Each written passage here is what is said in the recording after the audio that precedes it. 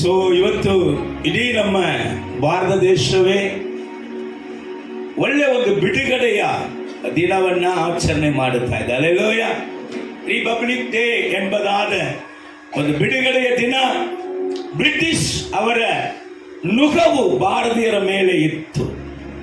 ಅವರ ಆಡಳಿತ, ಅವರ ಅಧಿಕಾರ, ಅವರ ಕಾನೂನು ನಮ್ಮ ಮೇಲೆ ಇದ್ದಾಗ ದೇವರು ಅನೇಕ ನಾಯಕರನ್ನ, ತ್ಯಾಗವುಳ್ಳವರನ್ನ ನಮ್ಮ ಭಾರತ ದೇಶದಲ್ಲಿ ಎಬ್ಬಿಸಿ ಇಡೀ ಭಾರತ ದೇಶಕ್ಕೆ ಬಿಡುಗಡೆಯನ್ನ, ನಮ್ಮದೇ ಆದಂತ ಕಾನೂನನ್ನ ನಾವು ಜಾರಿಗೆ ತರುವುದಿಗೆ ಈ ದಿನವನ್ನ ಇಡೀ ನಮ್ಮ ಭಾರತ ದೇಶ ಕೊಂಡಾಡುತ್ತಾ ಇದೆ, ಸೆಲೆಬ್ರೇಷನ್ ಮಾಡುತ್ತಾ ಇದೆ.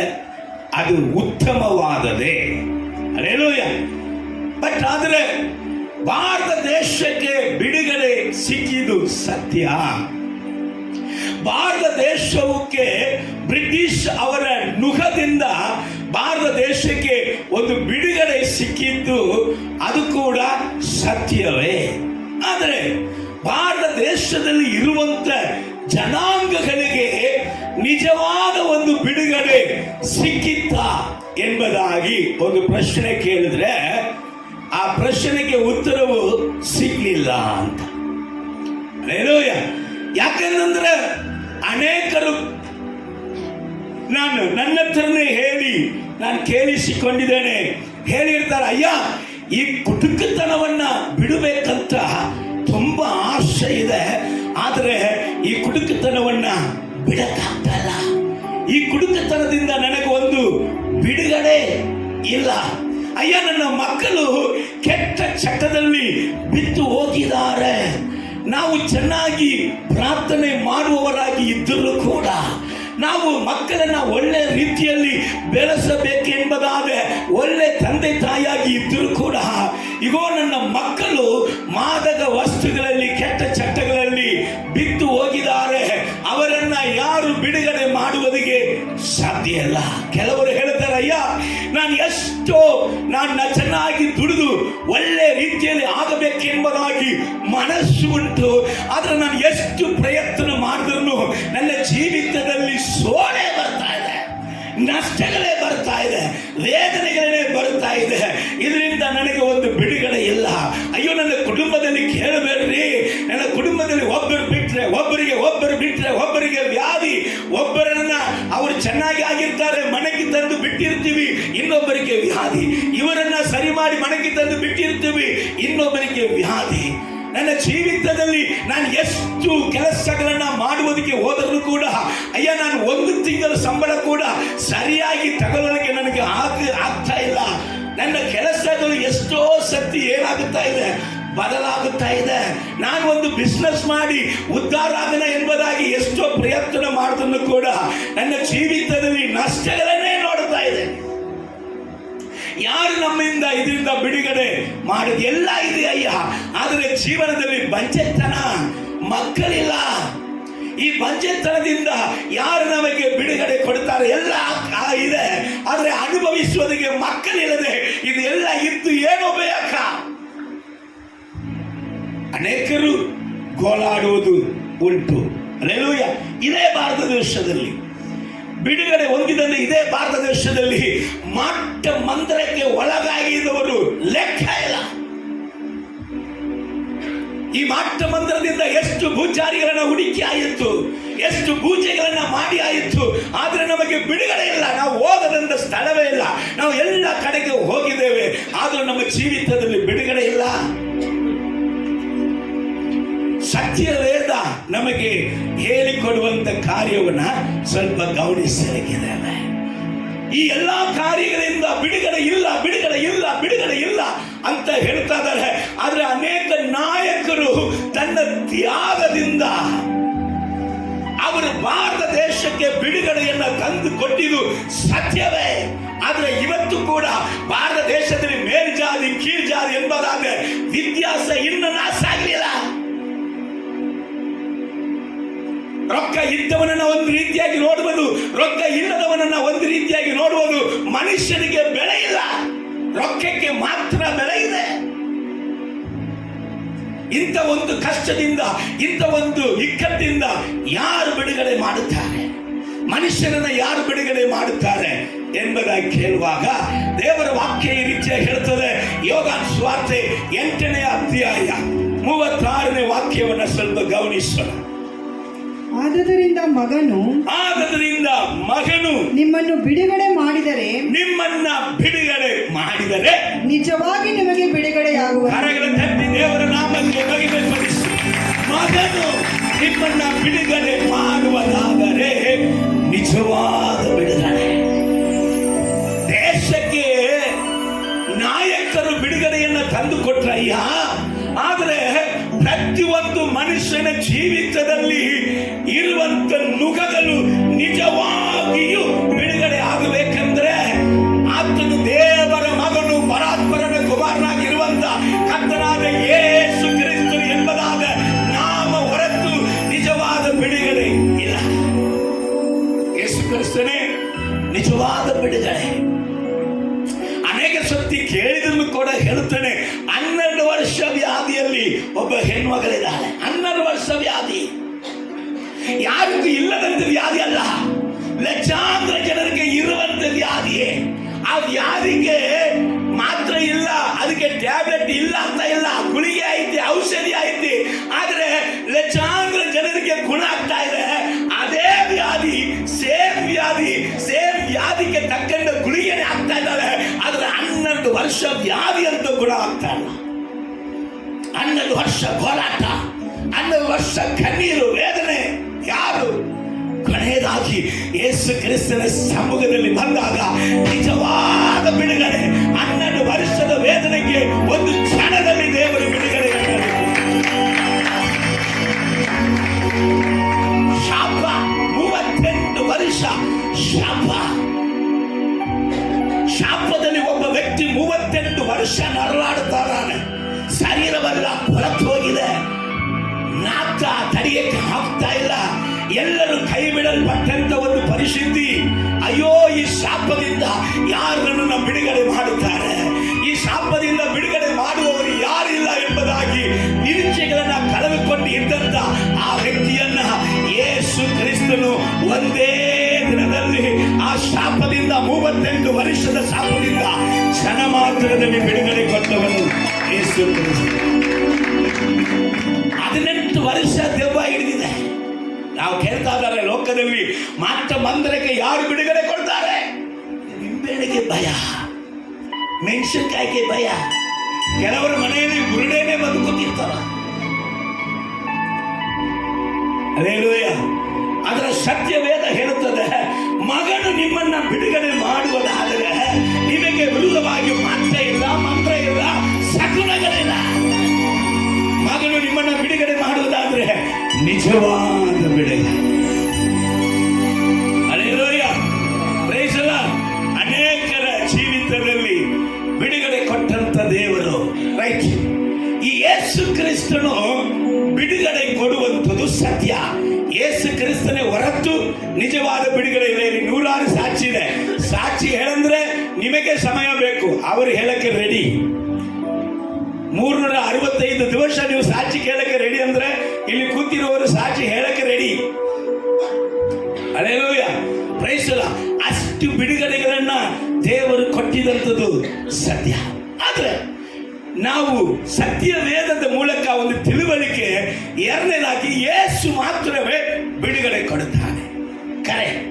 ಆದರೆ ಬಿಡುಗಡೆ ಹೊಂದಿಕೊಂಡಿದವರಿಗೂ ಕೂಡ ಕೆಲವು ಸಮಯದಲ್ಲಿ ಏನಾಗುತ್ತದೆ, ಬಿಡುಗಡೆ ಹೊಂದಿಕೊಂಡಿದ್ದಾರೆ ಮತ್ತೆ ನುಗವು ಬರ್ತದೆ, ಬಿಡುಗಡೆಯನ್ನು ಹೊಂದಿಕೊಂಡಿದ್ದಾರೆ ಮತ್ತೆ ನುಗವು ಬರ್ತದೆ, ಬಿಡುಗಡೆಯನ್ನು ಹೊಂದಿಕೊಂಡಿದ್ದಾರೆ ಮತ್ತೆ ನುಗವು ಬರ್ತದೆ. ಯಾಕೆ ಪದೇ ಯಾಕೆ ನುಗದಲ್ಲಿ ಹೋಗಿ ದೇವ ಜನರು ಕೂಡ ಸಿಕ್ಕಿಕೊಳ್ಳುವಂತ ಅವಶ್ಯ ಯಾಕೆ ಹೇಳುತ್ತೇನೆ ಮುಂದೆ.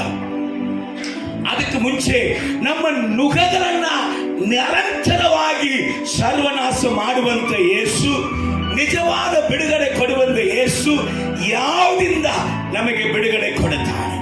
ಸ್ವಲ್ಪ ವಾಕ್ಯವನ್ನು ಓದಿ ನೋಡೋಣ. ಯೆಶಾಯ ಪ್ರವಾದನೆ ಪುಸ್ತಕ 10ನೇ ಅಧ್ಯಾಯ 27ನೇ ವಾಕ್ಯ. ಆ ದಿನದಲ್ಲಿ ಅವರು ಹೊರಿಸಿದ ಹೊರೆಯು ಆ ದಿನದಲ್ಲಿ ಅವರು ಹೊರಸಿದ ಹೊರೆಯು ನಿಮ್ಮ ಬೆನ್ನಿನಿಂದಲೂ ನಿಮ್ಮ ಬೆನ್ನಿನಿಂದಲೂ ಕೂಡಿದ ನೊಗವು ಕತ್ತಿನಿಂದಲೂ ಕತ್ತಿನಿಂದಲೂ ತೊಲಗುವವು. ನೀವು ಪುಷ್ಟರಾದ ಕಾರಣ ನೀವು ಪುಷ್ಟರಾದ ಕಾರಣ ನೊಗವು ಮುರಿದು ಹೋಗುವುದು. ಹೌದಾ? ನೀವು ಪುಷ್ಟರಾದ ಕಾರಣ. ಈಗ ಈ ಬೈಬಲ್ ಹೇಳ್ಬಿಟ್ಟಿತ್ತು ನೀವು ಪುಷ್ಟರಂತ. ಯಾವಾಗ ನಾವು ಪುಷ್ಟರಾಗಿದ್ದೇವೆ, ಅವರು ನಮ್ಮ ಮೇಲೆ, ನಮ್ಮ ಬೆನ್ನಿನ ಮೇಲೆ, ನಮ್ಮ ಕತ್ತಿನ ಮೇಲೆ ಇಟ್ಟಂತ ನೊಗವು ಅದು ಮುರಿದು ಬೀಳುವುದಿಗೆ ನಾವು ಯಾವುದರಿಂದ ಪುಷ್ಟರಾದೇವೆ, ಯಾವಾಗ ನಾವು ಪುಷ್ಟರಾಗಿದ್ದೇವೆ ಗೊತ್ತಾಗಬೇಕು. ಹಲ್ಲೆಲೂಯ. ಅಲ್ಲಿ ಸತ್ಯವೇದ ಹೇಳ್ತದೆ, ಅಪೊಸ್ತಲ ಕೃತ್ಯಗಳು 1ನೇ ಅಧ್ಯಾಯ 8ನೇ ವಾಕ್ಯ ಹೇಳ್ತದೆ, ಪರಿಶುದ್ಧ ಆತ್ಮನು ನಿನ್ನ ಮೇಲೆ ಬಂದಾನಲ್ಲ, ನೀನು ಪರಿಶುದ್ಧ ಆತ್ಮನಿಗಾಗಿ ಪ್ರಾರ್ಥಿಸಿದೆಯಲ್ಲ, ದೇವರು ಎಲ್ಲ ಮನುಷ್ಯರ ಮೇಲೆ ತನ್ನ ಆತ್ಮವನ್ನ ಸುರಿಯ ಮಾಡಿದಾನಲ್ಲ, ಆ ಆತ್ಮವು ನಿನ್ನ ಮೇಲೆ ಬಂದಾಗ ನೀನು ಬಲಿಷ್ಠನಾಗಿದೆ, ನೀನು ಪುಷ್ಟನಾಗಿದೆ. ಇದೇ ವಾಕ್ಯವನ್ನ ಪರಿಶುದ್ಧ ಬೈಬಲ್, ಕನ್ನಡ ಬೈಬಲ್ ಅಲ್ಲಿ ಓದ್ರಿ. ಆ ದಿನದಲ್ಲಿ ಅವರು ಹೊರಿಸಿದ ಹೊರೆಯು ನಿಮ್ಮ ಬೆನ್ನಿನಿಂದಲೂ ಕೂಡಿದ ನೊಗವು ನಿಮ್ಮ ಕುತ್ತಿಗೆಯಿಂದಲೂ ತೊಲಗುವುದು. ನೀವು ಅಭಿಷಿಕ್ತರಾದ ಕಾರಣ. ಯಾರ್ರೀ ನೀವು? ಅಭಿಷಕ್ತರಾದ ಕಾರಣ. ಗಮನಿಸಿ, ಯಾವಾಗ ನುಗವು ಸರ್ವನಾಶ ಆಗುತ್ತದೆ, ಯಾವಾಗ ನೀವು ನಾನು ಪುಷ್ಟರಾಗುತ್ತೇವೆ, ನೀವು ಅಭಿಷಕ್ತರಾದ ಕಾರಣ ನೊಗವು ನಾಶವಾಗಿ ಹೋಗುವುದು. ಹಲ್ಲೆಲೂಯ. ಅಭಿಷಕ್ತರು ಒಳಗಡೆ ಇದ್ದೀರಾ? ಅಭಿಷಕ್ತರು ಇದ್ದೀರಾ? ಶಬಲ ಗುಡ್ಡದರ ಅಭಿಷಕ್ತರು ಇದ್ದೀರಾ? ಹಲ್ಲೆಲೂಯ. ಅಭಿಷೇಕದಲ್ಲಿ ತುಂಬುವಂತ ವ್ಯಕ್ತಿಗಳು ಹುಟ್ಟಾ ಇದ್ರ ಒಳಗೆ.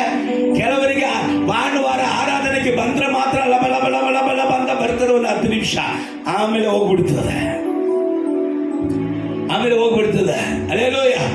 ಸೊ ನುಗ್ಗವು ಸಂಪೂರ್ಣವಾಗಿ ಅದು ಅಳಿಸಲ್ಪಡಬೇಕಂದ್ರೆ ನಿನ್ನ ಮೇಲೆ ದೇವರು ಇಟ್ಟಿರುವಂತ ಅಭಿಷೇಕದ ಅಗ್ನಿ ಅದು ಹತ್ತಿ ಉರಿಯುತ್ತಾಳೆ.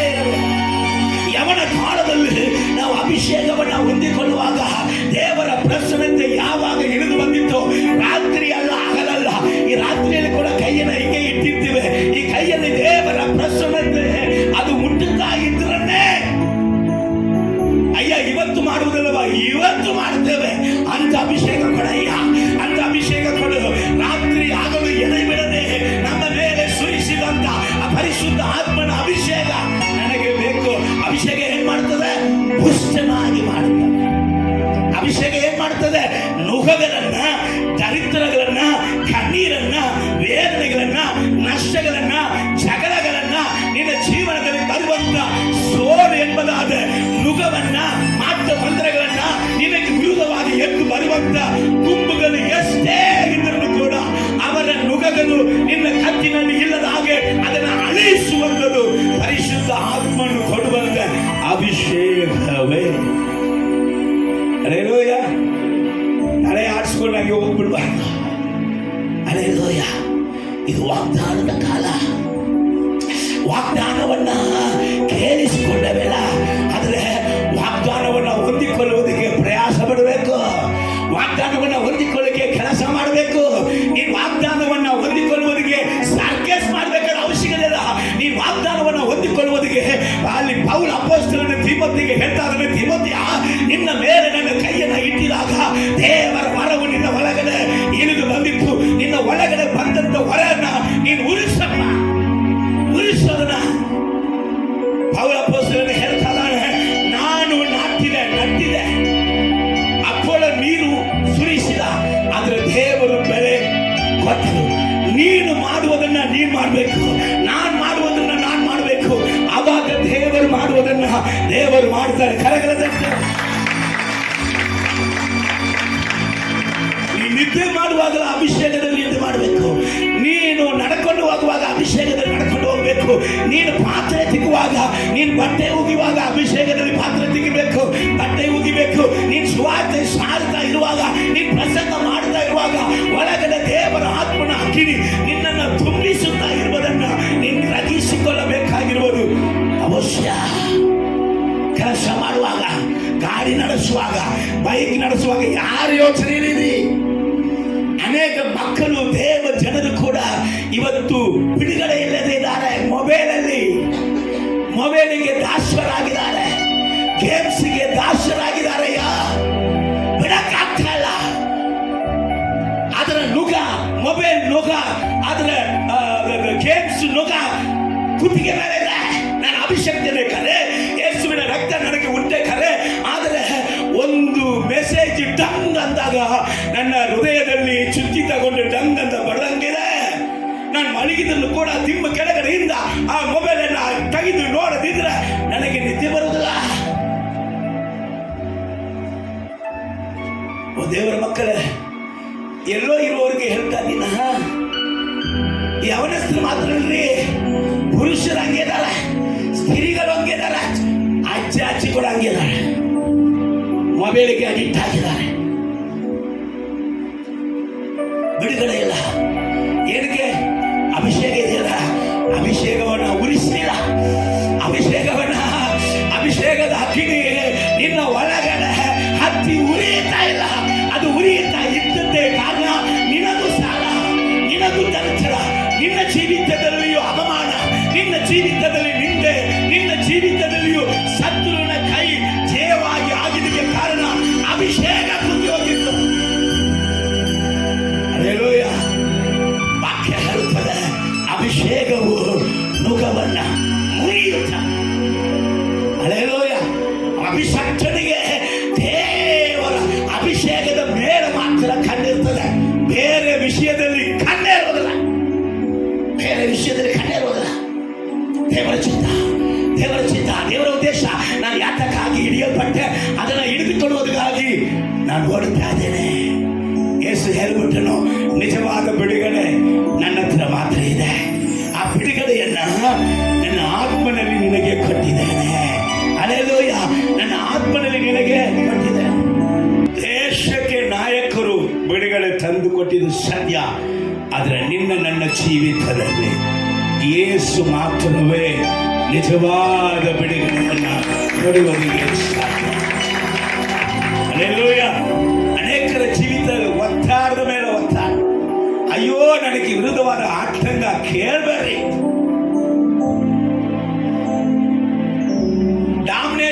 ಡಾಮಿನೇಟ್ ಮಾಡಿ ಮಾಡಿ ಮಾಡಿ ಮಾಡಿ ಮಾಡಿ ಕೊನೆಯದಾಗಿ ನನಗೆ ಇರುವಂತ ನನ್ನ ಫ್ರೀಡಮ್ ಅನ್ನೇ ಕಳ್ಕೊಂಡಿದ್ದೀನಿ. ಏನ್ ಮಾಡಕ್ಕೂ ಹೋಗ್ಲಿ, ಆಪೋಸಿಷನ್ ಸಾಕಾಯಿತು. ಎಂತ ನುಗಗಳಾಗಿಲ್ಲ ಸಹೋದರ ಸಹೋದರಿ, ನಿನ್ನ ಮೇಲೆ ದೇವರು ಇಟ್ಟಿರುವಂತ ಅಭಿಷೇಕದ ಅಗ್ನಿ ನುಗಗಳನ್ನ ಸರ್ವನಾಶ ಮಾಡುವಂತಲ್ಲ. ಅಭಿಷೇಕ ಹೆಚ್ಚಾಗಿದಾಗ ಸೈತಾನು ಬರುವುದಿಲ್ಲ ಅಂತಲ್ಲ, ಬರ್ತಾನೆ, ಬಟ್ ಸೋತು ಹೋಗುತ್ತಾನೆ.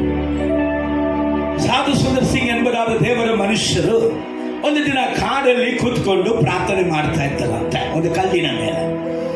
ಅವಾಗ ಚೆನ್ನಾಗಿ ಡ್ರೆಸ್ ಹಾಕೊಂಡು ಒಬ್ಬ ವ್ಯಕ್ತಿ ಅವರ ಬಳಿಯಲ್ಲಿ ಬಂದು ನಿಂತಾನಂತೆ. ಅವನ ಡ್ರೆಸ್ ಅನ್ನು, ಅವನು ಮಾತನಾಡುವಂತ ಸ್ಟೈಲ್ ಅನ್ನು ನೋಡಿದಾಗ ಇವನೇನೋ ಉತ್ತಮವಾದ ದೇವರ ಸೇವಕನಾಗಿ ಇರಬೇಕಂತ ಅವರೇ ಅನ್ಕೊಂಡ್ರಂತೆ. ಆದರೆ ಆ ವ್ಯಕ್ತಿ ಮಾತಾಡುವುದಕ್ಕೆ ಪ್ರಾರಂಭಿಸಿದಾಗ ಅವ್ರು ಹೇಳಿದ್ರಂತೆ, ಸರ್ ಚೆನ್ನಾಗಿ, ಸಾಧು ಸುಂದರ್ ಸಿಂಗ್ ಏನವರೇ, ಚೆನ್ನಾಗಿ ನೀವು ಪ್ರಾರ್ಥನೆ ಮಾಡ್ತಾ ಇದ್ದೀರಿ, ನಿಮ್ಮ ಪ್ರಾರ್ಥನೆಯನ್ನ ನಾನು ಡಿಸ್ಟರ್ಬ್ ಮಾಡಿದೆ, ಸ್ವಲ್ಪ ಶ್ರಮಿಸಬೇಕು. ಆದರೆ ನನಗಾಗಿ ಮಾತ್ರ ನಿಮ್ಮ ಬಳಿಯಲ್ಲಿ ನಾನು ಬಂದಿಲ್ಲ, ಮತ್ತೊಬ್ಬರ ಪ್ರಯೋಜನಕ್ಕಾಗಿ ನಿಮ್ಮ ಬಳಿಯಲ್ಲಿ ನಾನು ಬಂದೆ. ಯಾಕೆಂದ್ರೆ ನಿಮ್ಮಂತ ಒಂದು ಪರಿಶುದ್ಧವಾದ ಭಕ್ತಿ, ಈ ಆತ್ಮವನ್ನ, ಶರೀರವನ್ನ ಈ ರೀತಿಯಾಗಿ ನೀವು ದೇವರಿಗೆ ಕೊಟ್ಟು ಮಾಡುವಂತ ಭಕ್ತಿ ಅನೇಕರಲ್ಲಿ ಇಲ್ಲ. ಆದರೂ ಕೂಡ ನೀವು ಗಮನಿಸಬೇಕು, ಏನಂದ್ರೆ ನಿಮ್ಮ ಕ್ರೈಸ್ತರಿದಾರಲ್ಲ, ನೀವು ಕ್ರೈಸ್ತರಾಗಿರುವುದಕ್ಕೆ ಅನೇಕರು ನಿಮ್ಮನ್ನ ಪ್ರೀತಿಸುತ್ತಾರೆ. ಅದರಲ್ಲಿ ಕೂಡ ಕೆಲವರು ನಿಜವಾದ ಪ್ರೀತಿ ನಿಮ್ಮ ಮೇಲೆ ಇಲ್ಲ. ನೋಡಿ, ನಾನು ನಿಮಗೆ ಹೇಳ್ತೀನಿ, ನಿಮಗೆ ಸಿಕ್ಕಬೇಕಾಗಿರುವಂತ ರೆಸ್ಪೆಕ್ಟ್ ನಿಮ್ಮ ಕ್ರೈಸ್ತರ ಮಧ್ಯದಲ್ಲಿ ಸಿಗಲಿಲ್ರಿ. ನಿಮಗೆ ಬರಬೇಕಾಗಿರುವಂತ ಮರ್ಯಾದೆಗಳು ಕೂಡ ನಿಮ್ಮ ಕ್ರೈಸ್ತರ ಮಧ್ಯದಲ್ಲಿ ನಿಮಗೆ ಬಂದಿಲ್ಲ. ಆದ ಕಾರಣ ನೀವು ಒಂದು ವೇಳೆ ಹಿಂದೂ ಆಗಿಯೋ ಮುಸ್ಲಿಂ ಆಗಿಯೋ ನೀವು ಬರುವುದಾದರೆ ನಿಮ್ಮಂತ ನಾಯಕರು ತನಗೆ ಬೇಕೆಂಬುದಾಗಿ ಅನೇಕರು ನಿಮಗೋಸ್ಕರ ಕಾಯ್ತಾ ಇದ್ದಾರೆ. ಒಂದು 310 ಮಿಲಿಯನ್ ಜನ ನಿಮ್ಮನ್ನ ಹಿಂಬಾಲಿಸಿ ನಿಮ್ಮನ್ನ ಪೂಜಿಸಿ ನಿಮಗೆ ಸಿಗ್ಬೇಕಾಗಿರುವಂತ ಗೌರವವನ್ನ ಕೊಡ್ತಾ ಇದ್ದಾರೆ ಎಂಬುದಾಗಿ ಹೇಳಿದ ಕೂಡಲೇ ಇವರಿಗೆ ಗೊತ್ತಾಯಿತು. ಇವನು ಹೇಳುತ್ತಾ ಬರುವಾಗ ಇವನ ಕಣ್ಣಲ್ಲಿ ಒಂದು ವಂಚಿಸುವಂತ ಕ್ರಿಯೆಗಳು, ಇವನ ಹೃದಯದಲ್ಲಿ ಇವನ ಮಾತಿನಲ್ಲಿ ಒಂದು ವಂಚಿಸುವಂತ ಕಾರ್ಯಗಳು ಇವರಿಗೆ ಅರ್ಥ ಆಗ್ತಾ ಇದ್ದಾಗ ಇವರು ಬಾಯಿ ತೆರೆದು ಹೇಳಿದ್ರಂತೆ ಇವರ ತುಟಿಗಳು ಇವರನ್ನು ಅರಿಯದೆ ಅದು ಹೇಳುತ್ತಾ ಇದೆ ಏನಂದ್ರೆ, ನನ್ನನ್ನು ಬಿಟ್ಟು ತೊಲಗಿ ಹೋಗು ಸೈತಾನ. ಹೇಳ್ಬಿಟ್ಟು ಅವ್ರಿಗೆ ನಾನು ದೇವರ ಶಿಲುಬೆಯನ್ನ ಹೊತ್ತುಕೊಂಡು ಹೋಗುವಂತ ನನ್ನನ್ನ ಇಕ್ಕಟ್ಟಾನ ಮಾರ್ಗದಲ್ಲಿ ಜೀವ ಮಾರ್ಗವನ್ನ ಹುಡುಕೊಂಡು ಹೋಗುವಂತ ನನ್ನನ್ನ ಅಗಲವಾದ ಮಾರ್ಗಕ್ಕೆ ನೀನು ನನ್ನನ್ನು ಎಳೆಯುತ್ತಾ ಇದೆಯೋ ನೋಡಿ. ನನ್ನ ಕರ್ತನಾದ ಯೇಸು ಕ್ರಿಸ್ತನು ನನ್ನನ್ನು ರಕ್ಷಿಸುವುದಕ್ಕೆ ಆತನ ಪ್ರಾಣವನ್ನೇ ಕೊಟ್ಟಿದ್ದಾನೆ. ಆತನ ಪ್ರೀತಿ ನನ್ನನ್ನು ಎಳೆದಿದೆ. ಆತನ ಪ್ರೀತಿನ ಬಿಟ್ಟು ನಾನು ಎಲ್ಲೂ ಕೂಡ ಬದಲಾಗುವುದಿಲ್ಲ. ಸೈತಾನನೇ ನಿನಗೆ ನನ್ನಲ್ಲಿ ಏನಿಲ್ಲ, ನನ್ನನ್ನು ಬಿಟ್ಟು ತೊಳಗು ಎಂಬುದಾಗಿ ಇವರು ಹೇಳಿದಾಗ ಅವನು ಕುರುಕುರು ಅಂತ ಶಬ್ದ ಕೊಟ್ಟು ಅವನು ಸಿಟ್ಟಿನಿಂದ ಹೋಗಿಬಿಟ್ಟಾನಂತೆ. ಹೋಗಿದ ನಂತರ ಇವರ ಹೃದಯವು ಪ್ರಾರ್ಥನೆ ಕಣ್ಣೀರಿಂದ ಪ್ರಾರ್ಥನೆ ಮಾಡ್ತಾ ಇರ್ತದೆ. ಯೇಸಪ್ಪ ರಾಜ, ನಾನು ನಿನ್ನ ಜೀವ ಮಾರ್ಗವನ್ನು ಬಿಟ್ಟು ಯಾವತ್ತೂ ಕೂಡ ಎಂದಿಗೂ ಹಿಂಚಾರಬಾರ್ದಪ್ಪ. ನನ್ನ ಆತ್ಮನಲ್ಲಿ ಪರಿಶುದ್ಧ ಆತ್ಮನಾಗಿ ಇಳಿದು ಬಂದವನು ನೀನಲ್ಲವೇ ಯೇಸಪ್ಪ. ಈ ಲೋಕದ ಆಸೆಯೋ ನನ್ನ ಲೋಕದ ಆಸೆಗೆ ನನ್ನ ಬಿಟ್ಟುಕೊಡುವುದಿಲ್ಲ. ಪರಲೋಕವನ್ನು ನಾನು ಬಯಸುವುದಿಲ್ಲ, ನಿನ್ನನ್ನೇ ಬಯಸುತ್ತೇನೆ. ನೀನು ಎಲ್ಲಿದೆಯೋ ಅಲ್ಲಿಗೆ ನಾನು ಇರಬೇಕು. ನೀನು ಎಲ್ಲಿದೆಯೋ ಅದುವೇ ಪರಲೋಕ ಎಂಬುದಾಗಿ ಅಪ್ಪ, ನೀನನ್ನು ಬಿಟ್ಟು ಬಲ ಕಡೆಯೋ ಎಡ ಕಡೆಯೋ ಸಾಯುವಂತ ಒಂದು ದಿವಸ, ಒಂದು ಕ್ಷಣವು ನನ್ನ ಜೀವಿತದಲ್ಲಿ ಬರಲೇಬಾರದು ಎಂಬುದಾಗಿ ಇವರು ಪ್ರಾರ್ಥಿಸುತ್ತಾ ಇದ್ದಾಗ ಅಲ್ಲಿ ಒಂದು ಭಯಂಕರವಾದ ಒಂದು ಬೆಳಕು ಇವರ ಮುಂದೆ ಬಂದಿತ್ತಂತೆ.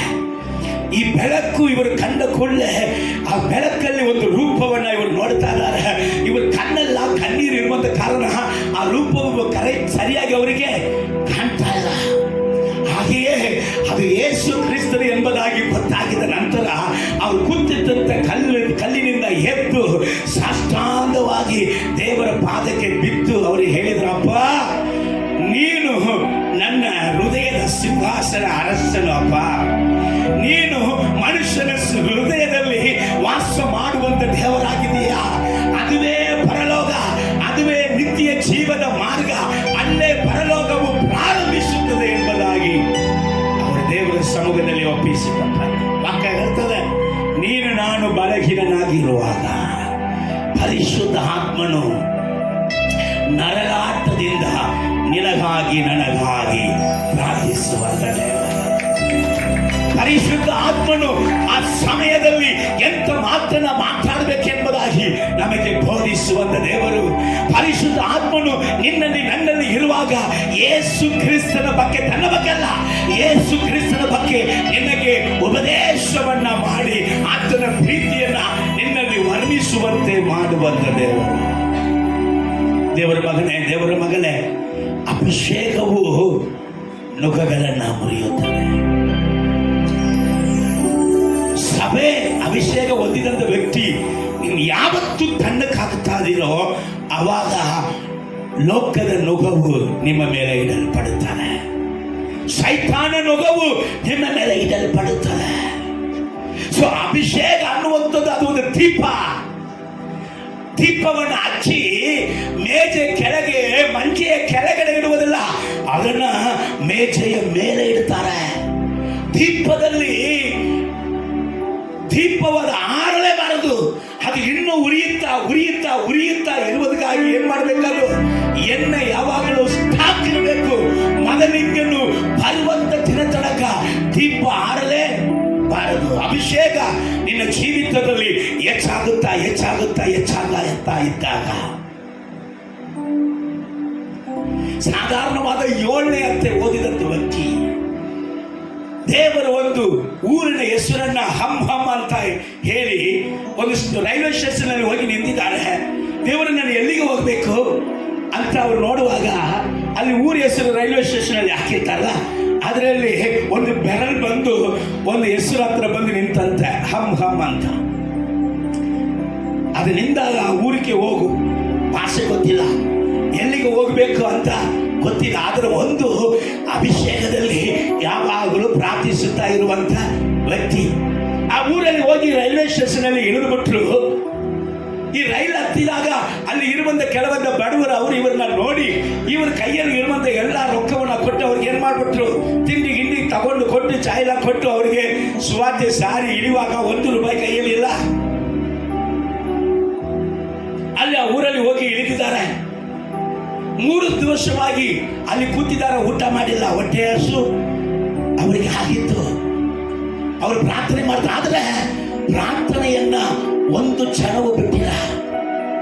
ಈಗ ದೇವರ ಹತ್ರ ಕೇಳ್ತಾರಪ್ಪ, 3 ದಿವಸ ಇಲ್ಲೇ ಇದ್ದೀನಿ, ಈ ಊರಿಗೆ ಹೋಗಂತ ಹೇಳಿದ್ಯಾ? ಯಾರು ಕೂಡ ಇಲ್ಲ. ದೇವರು ಹೇಳಿದ್ರೆ ನಾಳೆ ಬ್ಲೂ ಕಲರ್ ಶರ್ಟ್ ಹಾಕೊಂಡಿರುವಾಗ ಒಬ್ಬ ವ್ಯಕ್ತಿ ನಿನ್ನ ಬಳಿಯಲ್ಲಿ ಬರ್ತಾನೆ. ಅದೇ ತರ ಒಬ್ಬ ವ್ಯಕ್ತಿ ಬ್ಲೂ ಕಲರ್ ಶರ್ಟ್ ಹಾಕೊಂಡಿದ್ದಂತ ವ್ಯಕ್ತಿ ಅವರ ಬಳಿಯಲ್ಲಿ ಬಂದ್ರಂತೆ.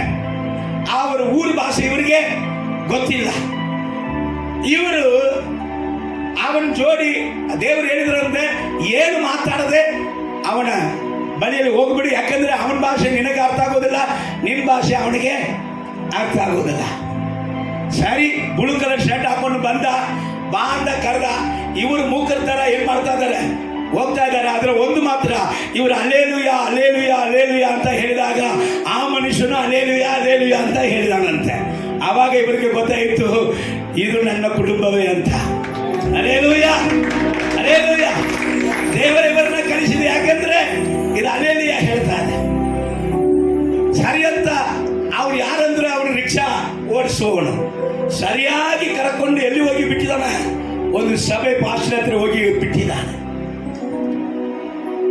ಸಾಕ್ಷಿ ದೊಡ್ಡದು, ಆದ್ರೆ ಇವ್ರಿಗೆ ಒಂದು, ಯಪ್ಪ ನೀನ್ ಹೆಂಗ್ ನನ್ನ ಕರೆಯಕ್ಕೆ ಬಂದಿದಿ? ಅವರು ಹೇಳಿದಾರಂತ ಆ ವ್ಯಕ್ತಿ, ಇವನ್ನ ಕರೆಯಕ್ಕೆ ಬಂದಂತ ವ್ಯಕ್ತಿ, ಸರ್ 3 ದಿವಸ ರೈಲ್ವೆ ಸ್ಟೇಷನ್ ನಮ್ಮನ್ನ ನೋಡ್ತಾ ಇದ್ದೀನಿ, ನೀವು ಪ್ರಾರ್ಥನೆ ಮಾಡ್ತಾ ಇದ್ದೀರಾ, 3 ದಿವಸ ನೀವು ಪ್ರಾರ್ಥನೆ ಮಾಡ್ತಾ ಇದ್ದೀರಾ, ನಾನು ಕೂಡ ಒಂದು ಚರ್ಚಿಗೆ ಹೋಗ್ತಾ ಇದ್ದೀನಿ. ಅವಾಗ ಈ 3 ದಿವಸ ನೀವು ರೈಲ್ವೆ ಸ್ಟೇಷನ್ ಅಲ್ಲೇ ಇರುವುದನ್ನ ನಾನು ನೋಡಿ ಪಾಸ್ಟರ್ಗೆ ಹೇಳಿದಾಗ ಪಾಸ್ಟರ್ ನಿಮ್ಮನ್ನ ಕರ್ಕೊಂಬ ಅಂತ ಹೇಳಿದರು. Alleluia alleluia. ಯಾವುದನ್ನ ಇಟ್ಟುಕೊಂಡು ಕಂಡಿದ್ದಾನಂತೆ, ಪ್ರಾರ್ಥಿಸ್ತಾ ಇದ್ದಾನೆ. ಅಭಿಷೇಕ. ನೀನು ಅಭಿಷೇಕದಲ್ಲಿ ತುಂಬಿ ಇರುವಾಗ ನಿನ್ನನ್ನ ಗುರುತಿಸುವುದಕ್ಕೆ ದೇವರು ಯಾವಾಗಲೂ ಕೂಡ ರೆಡಿಯಾಗಿರ್ತಾನೆ. ಆಮೇಲೆ ಅದೇ 7ನೇ ವ್ಯಕ್ತಿ ಒಂದು ಮೀಟಿಂಗ್ ಅಲ್ಲಿ ಹೋಗಿ ಮಾತಾಡಬೇಕು. ಈಗ ಟ್ರಾನ್ಸ್ಲೇಟ್ ಮಾಡುವಂತ ವ್ಯಕ್ತಿಗೆ ಇವ್ರಿಗೆ ಬರುವುದೇ ಒಂದು 500-200 ಕಾಣಿಕೆ. ಅದನ್ನ ಅವರಿಗೆ ಕೊಡ್ತಾ ಇದ್ರಂತೆ. ಇವರಿಗೆ ಊಟ ಸಿಕ್ಕಿದ್ರೆ ಸಾಕು. ಆದ್ರೆ ಅವ್ರ ಹೆಂಡತಿ ಇದೆಲ್ಲ ಇಟ್ಕೊಂಡು ಜೀವನ ನಡೆಸಕ್ಕಾಗಲ್ಲ, ನೀನು ಟ್ರಾನ್ಸ್ಲೇಟ್ ಮಾಡಕ್ ಹೋಗ್ಬೇಡ, ಬೇರೆ ಕಡೆಗೆ ಹೋಗ್ಬೇಕು, ಡೇಟ್ ಕೊಟ್ಟಿದ್ದಾರೆ. ಈಗ ಟ್ರಾನ್ಸ್ಲೇಟರ್ ಇವರು, ನೀವು ಮುಂದೆ ಹೋಗ್ರಿ ನಾನು ಬರ್ತೀನಿ ಅಂತ ಟ್ರಾನ್ಸ್ಲೇಟ್ ಹೇಳ್ಬಿಟ್ಟ. ಇವರು ಅಲ್ಲಿ ಹೋಗಿದ್ದಾರೆ. ಅಲ್ಲಿ ಹೋಗಿದಾಗ ಅವರು ಇವರನ್ನ ಸೇವೆಗಾಗಿ ವಾಕ್ಯ ಕೊಡುವುದಕ್ಕಾಗಿ ಕರೆದಂತ ಪಾಸ್ಟರಮ್ಮ ಟ್ರಾನ್ಸ್ಲೇಟ್ ಎಲ್ಲಿ ಅಂತ ಕೇಳಿದಾಗ ಟ್ರಾನ್ಸ್ಲೇಟ್ ಬಂದಿಲ್ಲ ಅಂತ ಹೇಳಿದಾಗ ಮೊದಲು ಇವರನ್ನ ಮನೆ ಒಳಗಡೆ ಇಟ್ಟು ಒಳ್ಳೆ ಮರ್ಯಾದೆ ಕೊಟ್ಟರಂತೆ. ಆಮೇಲೆ ಹೊರಗೋಗ್ಯ ಇವನ್ನ ಕರ್ಕೊಂಡು ಅಲ್ಲಿ ಮಾವಿನ ಮರ ಹೊರಗೆ ಇದೆಯಲ್ಲ ಅದರ ಕೆಳಗಡೆ ಹೋಗಿ ಕುಂಡಿಸು. ಎಷ್ಟು ಅವಮಾನ ಪಡಿಸ್ಬಿಟ್ಟು ನೀ ಬರ್ತೀಯ ಅಂತ ನಾವು ಎಲ್ಲರಿಗೂ ಏನ್ ಮಾಡಿದೀವಿ, ಎಲ್ಲರಿಗೂ ಕೂಡ ನಾವು ಹೇಳಿಬಿಟ್ಟಿದ್ದೀವಿ. ಈಗ ಟ್ರಾನ್ಸ್ಲೇಟ್ ಮಾಡುವವನು ಬರಲಿಲ್ಲ ಅಂತ ಹೇಳಿದ್ರೆ ಏನರ್ಥ ಎಂಬುದಾಗಿ ಇವರನ್ನ ಕೇವಲವಾಗಿ ನಡೆಸಿದ್ರಂತೆ. ಇವರು ಹೋಗಿ ಮರದ ಕೆಳಗಡೆ ಕೂತ್ಕೊಂಡು ಅಳುತ್ತಾ ಇದ್ರಪ್ಪ, ಈಗ ಆಯ್ತು ದೇವರೇ, ನೀನ್ ನಾನೇ ಭಾಷೆಗಳ ದೇವರು, ಇವನು ನನ್ನನ್ನು ಏಮಾರಿಸ್ಬಿಟ್ಟ, ಈ ಭಾಷೆಯನ್ನ ನೀ ನನಗೆ ಕೊಡಬಾರದ ಎಂಬುದಾಗಿ ಕೇಳಿದಾಗ ಅಳತೆ ಇಲ್ಲದೆ ಅಭಿಷೇಕ ಅವರನ್ನ ತುಂಬಿಸಿದಂತೆ. ತುಂಬಿಸಿದಾಗ ಒಂದು ಅವರಿಗೆ ಸಮಾಧಾನ ಬಂತು. ಮಾರನೇ ದಿವಸ ಪಾಸ್ಟರ್ ಬಂದು ಕೇಳ್ತಾರೆ, ಬರ್ತಾನಿಲ್ಲೋ? ಬರ್ತಾನೆ. ಟ್ರಾನ್ಸ್ಲೇಟ್ ಬರ್ತಾನೆ. ಯಾವಾಗ ಬರ್ತಾನೆ? ಬರ್ತಾನೆ ಅಂತ ಹೇಳಿದ ಕೂಡಲೇ ಇವನ್ನ ಕರ್ಕೊಂಡು ಹೋಗ್ಬಿಟ್ರು. ಈಗ ಇವರು ಪ್ರಸಂಗ ಮಾಡ್ತಾರೆ, ಇವರಿಗೆ ಟ್ರಾನ್ಸ್ಲೇಟ್ ಮಾಡ್ತಾರೆ. ಯಾವಾಗ ಬರ್ತಾನೆ? ಇಲ್ಲ, ಈಗ ಬರ್ತಾನ್ರಿ, ಬರ್ತಾನ್ರಿ, ಟ್ರಾನ್ಸ್ಲೇಟ್ ಮಾಡೋದು ಬರ್ತಾನೆ ಅಂತ ಹೇಳಿ ಮೈಕ್ ಹಿಡಿದ ಕೂಡಲೇ 2 ತಾಸು ಅವರ ಭಾಷೆಯಲ್ಲಿ ಇವರು ವಾಕ್ಯವನ್ನ ಸಾರಿದರು. ಮೊಟ್ಟ ಮೊದಲಾಗಿ ಇವರನ್ನ ನೈಜೀರಿಯನ್ ದೇಶಕ್ಕೆ ಕರೆದಿದ್ದಾರೆ. 7ನೇ ವ್ಯಕ್ತಿ ಮೊಟ್ಟ ಮೊದಲಾಗಿ ನೈಜೀರಿಯನ್ ದೇಶಕ್ಕೆ ಕರೆಸಿದ್ದಾರೆ. ಅಲ್ಲೂ ಕೂಡ ಟ್ರಾನ್ಸ್ಲೇಟ್ ಕೈ ಬಿಟ್ಬಿಟ್ಟ. ಅಲ್ಲಿ ಟ್ರಾನ್ಸ್ಲೇಟ್ ಇಲ್ಲ. ಇವರು ಇಂಗ್ಲಿಷ್ ಬೈಬಲ್ ಅನ್ನ ಮೊಟ್ಟ ಮೊದಲಾಗಿ, ಇಂಗ್ಲಿಷ್ ಅಲ್ಲಿ ABCD ಕೂಡ ಗೊತ್ತಿಲ್ಲ ಅಂತೆ, ಇಂಗ್ಲಿಷ್ ಬೈಬಲ್ ಅನ್ನ ಮೊಟ್ಟ ಮೊದಲಾಗಿ ಕೈಯಲ್ಲಿ ತೆಗೆದು ಅದೇ ತರ ತಲೆ ಮೇಲೆ ಇಟ್ಟು, ಅಪ್ಪ ನೀನ್ ಭಾಷೆಗಳ ದೇವರು, ನಾನು ಇಂಗ್ಲಿಷ್ ಅಲ್ಲಿ ಇಲ್ಲಿ ವಾಕ್ಯ ಕೊಡಬೇಕು. ಅಲೆಲೂಯ. ಮೈಕ್ ಕೈಯಲ್ಲಿ ಕೊಟ್ಟಾಗ ಇಂಗ್ಲಿಷ್, ಅವತ್ತಿಂದ ಅವರು ಇಂಗ್ಲಿಷ್ ಅಲ್ಲಿ ವಾಕ್ಯವನ್ನು ಕೊಡುವಂತ ವ್ಯಕ್ತಿ. ದೇವರ ಮಗನೇ, ದೇವರ ಮಗನೇ, ಅಭಿಷೇಕ ಯಾರು ಕಾಣದಂತ ಕುರಿ ಮೇಯಿಸಿ ಆಡು ಮೇಯಿಸಿದವನ್ನ ಅರಸನಾಗಿ ಮಾಡಿದಂಥದ್ದು ಅಭಿಷೇಕ. ನಿನ್ನಲ್ಲಿ ದೇವರು ಕೊಟ್ಟಿರುವಂತ ಅಭಿಷೇಕವನ್ನ ಎಲ್ಲಿ ತನಕ ಅಸಡ್ಡೆ ಮಾಡುತ್ತೇವೋ ಅಲ್ಲಿ ತನಕ ನುಗ ನಮ್ಮ ಮೇಲೆ. ನಿನ್ನಲ್ಲಿ ನನ್ನಲ್ಲಿ ಕೊಡುವಂತ ಅಭಿಷೇಕವನ್ನ ಯಾವಾಗ ಇನ್ನು ಇನ್ನು ಇನ್ನು ಇನ್ನು ಅದನ್ನ ನಾವು ಹೆಚ್ಚು ಮಾಡುತ್ತೇವೋ ಅದು ನಮ್ಮನ್ನ ಬೆಳೆಸುವಂತದಾಗಿರುತ್ತದೆ. ನುಗವನ್ನ ಸರ್ವನಾಶ ಮಾಡುವಂತದಾಗಿರ್ತದೆ. ಸ್ವಲ್ಪ ಗಮನಿಸನ ಹೇಳಿ ನಾನು ಮುಗಿಸ್ಬಿಡ್ತೇನೆ. ಕೀರ್ತನೆ 34ನೇ ಅಧ್ಯಾಯ 19ನೇ ವಾಕ್ಯವನ್ನು ತೆಗಿರಿ. ಕೀರ್ತನೆ 34:19. ನೀತಿವಂತನಿಗೆ ಸಂಭವಿಸುವ ಕಷ್ಟಗಳು, ನೀತಿವಂತನಿಗೆ ಸಂಭವಿಸುವಂತ ಕಷ್ಟಗಳು ಅನೇಕವಿದ್ದರೂ. ಹಲೋ, ಗಮನಿಸ್ತೀರಾ? ಎಲ್ಲರಿಗೂ ವಾಕ್ಯ ಗೊತ್ತಾಗ್ತಾ ಇದೆಯಾ? ನೀತಿವಂತನಿಗೆ ಸಂಭವಿಸುವಂತ ಕಷ್ಟಗಳು ಅನೇಕ ಇದ್ದರೂ ಯೆಹೋವನು ಅವೆಲ್ಲವುಗಳಿಂದ ಅವನನ್ನು ಬಿಡಿಸುತ್ತಾನೆ. ಯೆಹೋವನು ಅದರಲ್ಲಿ ಸ್ವಲ್ಪವುಗಳಿಂದ ಅವನನ್ನು ಬಿಡಿಸುತ್ತಾನೆ. ಕೇಳಿಸ್ತಾ ಇದ್ದೀರಾ? ನೀತಿವಂತನಿಗೆ ಬರುವಂತ ಕಷ್ಟಗಳು ಅನೇಕ ಅಂತ, ಆದ್ರೆ ಯೆಹೋವನು ಅವುಗಳಿಂದ ಸ್ವಲ್ಪವೇ ಬಿಡಿಸ್ತಾನ, ಎಲ್ಲವುಗಳಿಂದ. Hallelujah, praise the Lord. ಒಂದೇ ಒಂದು ಚರಣ ಹಾಡೋಣ. ನೀತಿವಂತನ ವೇದನೆ ಕಷ್ಟ, ನೀತಿವಂತನ ವೇದನೆ ಕಷ್ಟ, ನನ್ನೊಟ್ಟಿಗೆ ಸೇರಿ ನೀತಿವಂತನ ವೇದನೆ ಕಷ್ಟ,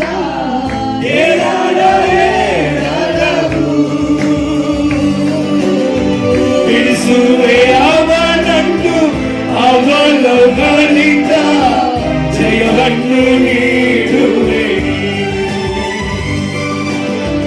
ಬಿಡಿಸುವೆ ಅವನನ್ನು ಅವಲೋಕನಿಂದ ಜಯವನ್ನು ನೀಡುವೆ. ಹಲ್ಲೆಲೂಯಾ.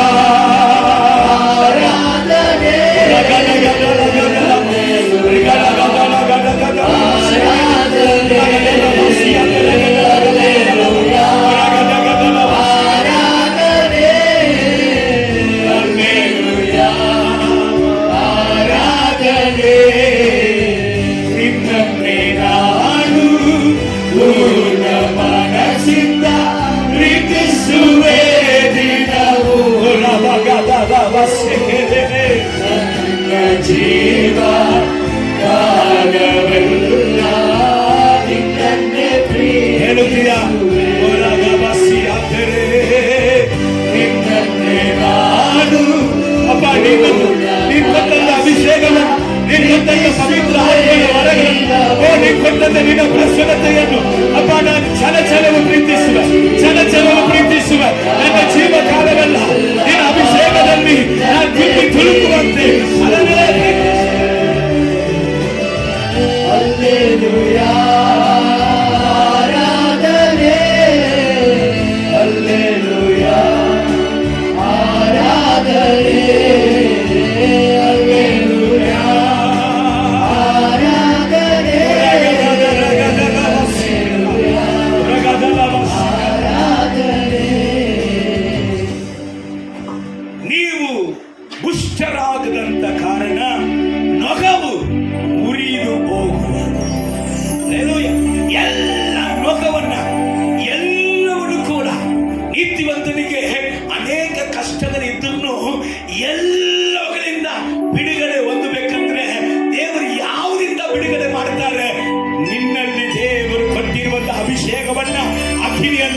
ನೀನು ಉಳಿಸುವುದಾದರೆ, ನೀನು ಅಭಿಷಕ್ತನಾಗಿ ಇರುವುದಾದರೆ ಆ ಅಭಿಷೇಕವು ನುಗವನ್ನ ಮುರಿಯುವುದಕ್ಕೆ ಸಾಧ್ಯ. ಹಲ್ಲೆಲೂಯಾ. ಇನ್ನೊಂದು ವಾಕ್ಯವಾದ ಅದೇ ಅಧ್ಯಾಯದಲ್ಲಿ 11ನೇ ವಾಕ್ಯವಾದಮ್ಮ. ಅದೇ ಅಧ್ಯಾಯದಲ್ಲಿ 11ನೇ ವಾಕ್ಯ. ಯೆಹೋವನು ನೀತಿವಂತರ ಕೂಗನ್ನು ಕೇಳಿ ಎಲ್ಲಾ ಕಷ್ಟಗಳಿಂದ ಅವರನ್ನು ಬಿಡಿಸುತ್ತಾನೆ. ಎಲ್ಲಾ ಕಷ್ಟಗಳಿಂದ. ಹಲ್ಲೆಲೂಯಾ. ಎಲ್ಲಿಂದ? ಸ್ವಲ್ಪ ಕಷ್ಟಗಳಿಂದ. ಎಲ್ಲಾ ಕಷ್ಟಗಳಿಂದ ಸ್ವಲ್ಪ ಕಷ್ಟಗಳಿಂದನ. ಆದ್ರೆ ಎಲ್ಲಾ ಕಷ್ಟಗಳಿಂದ ಬಿಡುಗಡೆ ಆಗದೆ ಇರುವುದಕ್ಕೆ ಯಾರು ಕಾರಣ? ದೇವರೇ ಕಾರಣ. ಅಭಿಷಕ್ತನೇ ಕಾರಣ. ಎಲ್ಲಾ ಕಷ್ಟಗಳಿಂದ ನಾ ಇನ್ನು ಬಿಡುಗಡೆ ಹೊಂದದೆ ಇರುವುದಕ್ಕೆ ಕಾರಣ ನನ್ನ ಅಭಿಷೇಕವು ಎಲ್ಲೋ ಹೊರಟೋಗ್ತಾ ಇದೆ. ಹಲ್ಲೆಲೂಯಾ. ನನ್ನ ಅಭಿಷೇಕದ ಬಲೂನ್ ಎಲ್ಲೋ ಹೋಲಾಗಿದೆ. ನನ್ನ ಅಭಿಷೇಕದ ಎಣ್ಣೆ ಅದು ತುಂಬಿ ಹೊರಸೂಸುವಂತೆ, ಶುಭವು ಕೃಪೆಯು ನನ್ನನ್ನು ಹಿಂಬಾಲಿಸುವಂತೆ ಮಾಡುವಂಥದ್ದು ಅಭಿಷೇಕ. ಅಭಿಷಕ್ತನು ಹೇಳ್ತಾನೆ, ಯೆಹೋವನು ನನ್ನ ಕುರುಬನು, ನಾನು ಕೊರತೆ ಪಡೆಯನು. ಹಲ್ಲೆಲೂಯಾ. ಬೈರಿಯ ಮುಂದೆ ನನ್ನ ಪಾತ್ರೆಗಳು ತುಂಬಿ ಹೊರಸೂಸುವಂತೆ ದೇವರು ಮಾಡ್ತಾನೆ. ಶುಭವು ಕೃಪೆಯು ನನ್ನನ್ನು ಹಿಂಬಾಲಿಸಬೇಕು. Why? I am the anointing one. ನಾನು ಅಭಿಷಕ್ತನು. ಹಲ್ಲೆಲೂಯಾ. ಅಭಿಷಕ್ತನಿಗೆ ಎಲ್ಲ ಕಷ್ಟಗಳ ನುಗಗಳನ್ನ ಅಳಿಸಾಕುವಂತ ದೇವರಾಗಿದ್ದಾನೆ. ಮೂರನೇದಾಗಿ 4ನೇ ವಾಕ್ಯವಾದ ಅದೇ ಅಧ್ಯಾಯದಲ್ಲಿ, ನಾನು ಯೆಹೋವನ ಸನ್ನಿಧಿಯಲ್ಲಿ ಬೇಡಿಕೊಳ್ಳಲು ಆತನು ಸದುತ್ತರವನ್ನು ಕೊಟ್ಟು ಎಲ್ಲಾ ಭೀತಿಯಿಂದ ನನ್ನನ್ನು ತಪ್ಪಿಸಿದನು. ಸ್ವಲ್ಪ ಭಯದಿಂದ ನನ್ನ ತಪ್ಪಿಸಿದನು. ಎಲ್ಲ ಭಯದಂದ್ರೆ ಮುಗ್ದೇ ಹೋಯ್ತಲ್ಲ. ಎಲ್ಲ ಭಯ, ನಿಮ್ಮ ಜೀವನದಲ್ಲಿ ಏನೇನು ಭಯ ಇದೆಯೋ ಅದೆಲ್ಲ ಹೋಗ್ಬೇಕಂದ್ರೆ ನೀವು ಕರ್ತನ ಕೈಯಲ್ಲಿ ಇರುವಂತ ಅಭಿಷೇಕದ ಪಾತ್ರೆಯಾಗಿ ಹತ್ತಿ ಉರಿಯುವಂತ ದೇವರ ಅಭಿಷೇಕದ ಪಾತ್ರೆಯಾಗಿ ಇರಬೇಕಾಗಿರುವುದು ಅವಶ್ಯ. ಕಟ್ಟು ಕರೆಗಳನ್ನ ಮಾತಾಡುವುದನ್ನ ಬಿಟ್ಟು, ಕಿವಿಯನ್ನ ಬೆಕ್ಕಿಲ್ಲದಂತ ಕಾರ್ಯಕ್ಕೆ ಕೊಡುವುದನ್ನ ಬಿಟ್ಟು, ಬಾಯನ್ನ ಅವಶ್ಯ ಇಲ್ಲದಂತ ಅನ್ನೆಸೆಸರಿ ಮಾತುಗಳನ್ನ ಮಾತಾಡಿ ವರಸು ಮಾಡುವುದನ್ನ ಬಿಟ್ಟು, ದೇವರ ಸಮ್ಮುಖದಲ್ಲಿ ನಿನ್ನ ಬಾಯಲ್ಲಿ ಸ್ತುತಿ ಎಂಬುದಾದ ಅಭಿಷೇಕದ ಅಗ್ನಿ ಅದು ಉರಿಯುವಂತೆ ಮಾಡಿ. ನಿಮ್ಮ ಮನಸ್ಸಿನಲ್ಲಿ ವಾಕ್ಯ ಹೇಳ್ತಾರೆ, ಎಮ್ಮಾವು ಶಿಷ್ಯರ ಬಳಿಯಲ್ಲಿ ದೇವರು ಮಾತಾಡಿದ ಕೂಡಲೇ ಅವರ ಹೃದಯವು ಕುದಿತಾ ಇತ್ತು. ದೇವರ ವಾಕ್ಯ ಯಾವಾಗಲೆಲ್ಲ ನಿನ್ನ ಮನಸ್ಸಿನಲ್ಲಿ, ನಿನ್ನ ಕಿವಿಯಲ್ಲಿ ಹೋಗ್ತಾ ಇದೆಯೋ ಅವಾಗ ನಿನ್ನ ಹೃದಯ ಅಭಿಷೇಕದಲ್ಲಿ ಕುದಿಯಲೇಬೇಕು. ಹಲ್ಲೆಲೂಯಾ. ಯೇಸು ಮಾತಾಡುವಾಗ ಏನಾಗ್ತಾ ಇದೆ? ಅಭಿಷೇಕ ಕುದೀತಾ ಇದೆ. ಯೇಸು ಮಾತಾಡಿದ್ರೆ ಅಭಿಷೇಕ ಕುದೀತದೆ. ಬೇರೆ ಯಾರಾದ್ರೂ ಮಾತಾಡಿದ್ರೆ ಅಭಿಷೇಕವನ್ನ ನೀರಾಕಿ ಮುಚ್ಚಿ ಬಿಡುತ್ತದೆ. ಹಲ್ಲೆಲೂಯಾ. ಆಗ ನಾವು ಅರ್ಥ ಆಗಬೇಕು, ಕುದೀತಾ ಇದ್ರೆ ಓ ಇದು ಸರಿ, ದೇವರು ಮಾತಾಡ್ತಾರೆ ಇವರ ಬಾಯಿಂದ. ಕುದೀತಾ ಇಲ್ಲ, ಇದು ಅಭಿಷೇಕವನ್ನ ನೀರಾಕಿ ಬಿಟ್ಟುಬಿಡುವುದಂದ್ರೆ ಏ ಸೈತಾನೆ ತೊಲಗಿ ಹೋಗಿ ಯೇಸು ನಮ್ದು. ನಿನ್ನಲ್ಲಿ ನನಗೆ ಏನಿಲ್ಲ, ನನ್ನಲ್ಲಿ ನಿನಗೆ ಏನು ಇಲ್ಲ, ಸೈತಾನೆ ಎಂಬುದಾಗಿ ಹೇಳ್ಬೋದು. ಹಲ್ಲೆಲೂಯಾ. ಕೊನೆಯದಾಗಿ ಅಭಿಷೇಕ ನಮ್ಮ ನುಗಗಳನ್ನು ಮಾತ್ರ ಮುರಿಯುವುದು ಮಾತ್ರ ಅಲ್ಲ, ಅಭಿಷೇಕ ಏನ್ ಮಾಡ್ತಾರೆ ಓದನ. ಯೋಹಾನ ಸುವಾರ್ತೆ 14:12.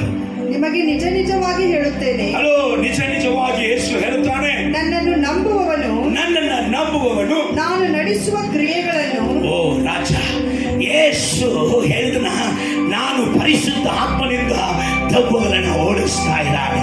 ಹಲ್ಲೆಲೂಯಾ. ಯೇಸು ಕ್ರಿಸ್ತನ ಮೇಲೆ ಪರಿಶುದ್ಧ ಆತ್ಮನು ಅಳತೆ ಇಲ್ಲದೆ ಇದ್ದನು. ದೇವರು ಯೇಸುವನ್ನ ಪರಿಶುದ್ಧ ಆತ್ಮನಿಂದ ತುಂಬಿಸಿ ದೇವರು ಆತನ ಸಂಗಡ ಇದ್ದನು. ದೇವರು ದೆವ್ವಗಳನ್ನು ಬಿಡಿಸುವವನಾಗಿ, ಸ್ವಸ್ಥತೆ ಪಡಿಸುವವನಾಗಿ, ಅನೇಕ ಉಪಕಾರಗಳನ್ನ ಮಾಡುವುದನಾಗಿ ಆತನು ತಿರುಗಾಡ್ತಾ ಬಂದನು. ಯೇಸು ಹೇಳ್ತಾ ಇದ್ದಾನೆ, ನನ್ನನ್ನು ನಂಬುತ್ತೀಯಾ? ಹಾಗಾದ್ರೆ ನೀನೇನ್ ಮಾಡುತ್ತಿ? ನಾನು ಮಾಡಿದಂತ ಕೃತ್ಯಗಳನ್ನ ನೀನು ಮಾಡುತ್ತೀ. ಹಲ್ಲೆಲೂಯಾ.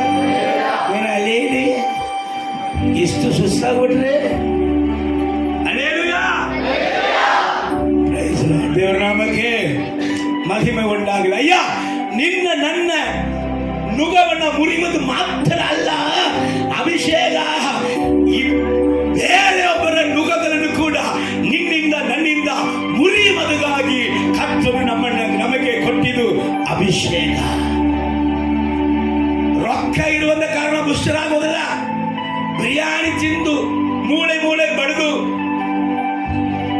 ಬರೀ ತುಪ್ಪನೇ ತಿಂದು ಪುಷ್ಟರಾಗುವುದಿಲ್ಲ. ಬೇಕಾದ್ರೆ ಹಾರ್ಟ್ ಅಟ್ಯಾಕ್ ಬಂದು ಸಾಯ್ತೀವಿ. ಪುಷ್ಟರಾಗುವುದು ಅಭಿಷೇಕದಿಂದಲೇ ಮಾತ್ರ. Hallelujah, hallelujah. ಅಭಿಷೇಕವನ್ನ ಎಳೆಯುವಂತ ಯಾವುದಕ್ಕೂ ಕೂಡ ಅವಕಾಶ ಕೊಡಬೇಡ. ಕಣ್ಗಳ ಮುಚ್ಚಿದವರ ಶಿವನಗರ